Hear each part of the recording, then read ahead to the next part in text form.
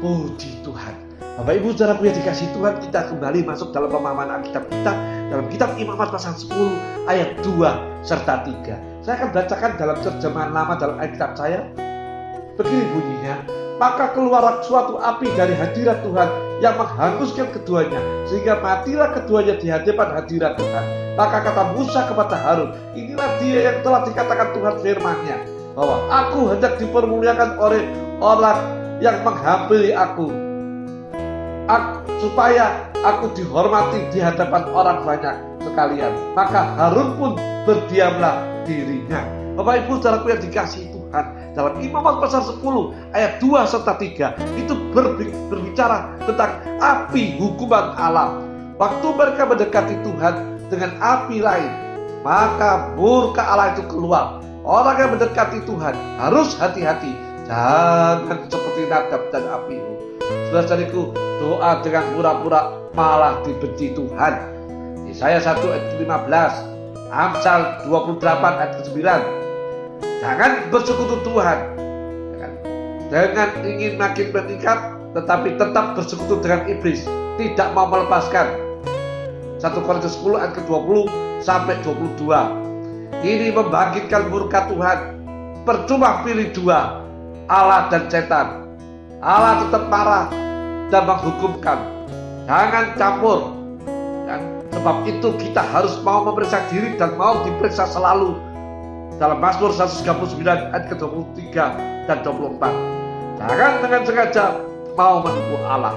Saudaraku, sebab itu pelayan-pelayan Tuhan harus banyak meditasi atau berdiam diri dalam doa untuk mendengar penilaian Tuhan, memeriksa diri dalam firman Tuhan, supaya jangan kita jatuh dalam dosa dan mati rohani. Selama seorang mengerti dan mau bertobat, itu berarti anugerah Tuhan baginya masih ada, sebab ia mau bertobat. Saudara-saudariku yang dikasihi Tuhan, jangan berani menantang murka Allah. Saudara-saudari, api Allah tidak menghanguskan orang yang benar. Misalnya api yang turun makan korban Elia, ia tidak kena. Juga waktu naik rata api, seperti juga Musa dalam api di puncak gunung Sinai. 12 rasul ada api di atas kepalanya, semua tidak apa-apa. Tetapi orang yang berdosa menantang Allah, mati kena api seperti ini.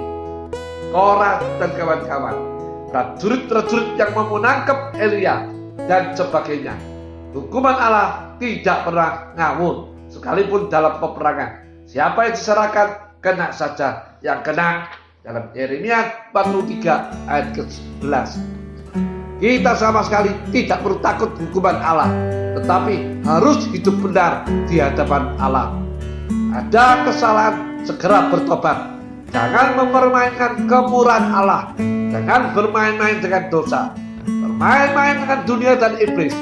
Api cemburu Allah akan menghukum dengan hebat. Ulangan 4 ayat ke-24.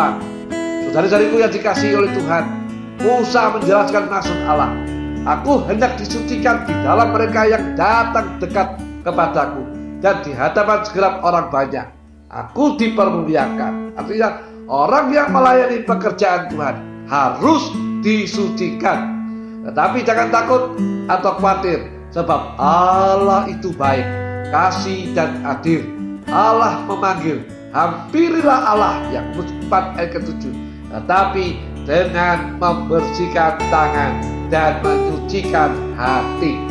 Tuhan selalu memberi kesempatan untuk menyucikan diri. Dalam Keluaran 3 ayat ke-5. Allah itu baik, tetapi jangan diperolok-olok seolah-olah ia buta dan tuli. Galatia 6 ayat ke-7.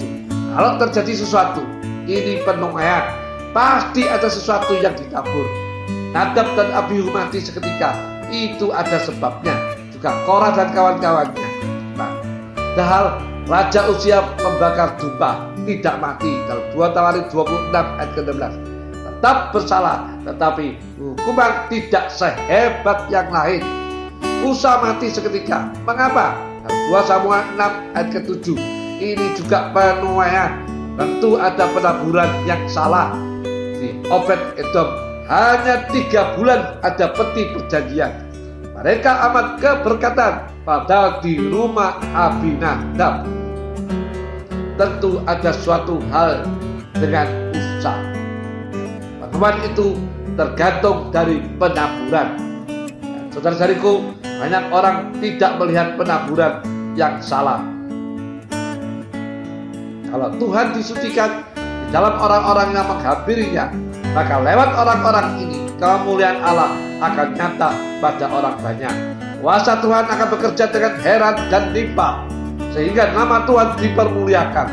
Saudara-saudariku, mengapa seorang dipakai Tuhan dengan heran? Sebab di dalam persembunyiannya ia menghampiri Allah dengan kesucian. Ia mau ditegur oleh firman Tuhan dengan suara Roh Allah. Ia mau diperbaiki dan disucikan. Ia mau menyangkal diri. Dari luar sukar dibedakan. Dari luar hampir sama saja semangat dan kesungguhannya. Tetapi Tuhan melihat masing-masing pelayan Tuhan di dalam tempat persembunyiannya. Matius 6 ayat ke-6 dan memberkatinya. Sampai di sini pemahaman Alkitab kita. Tuhan Yesus memberkati kita sekalian.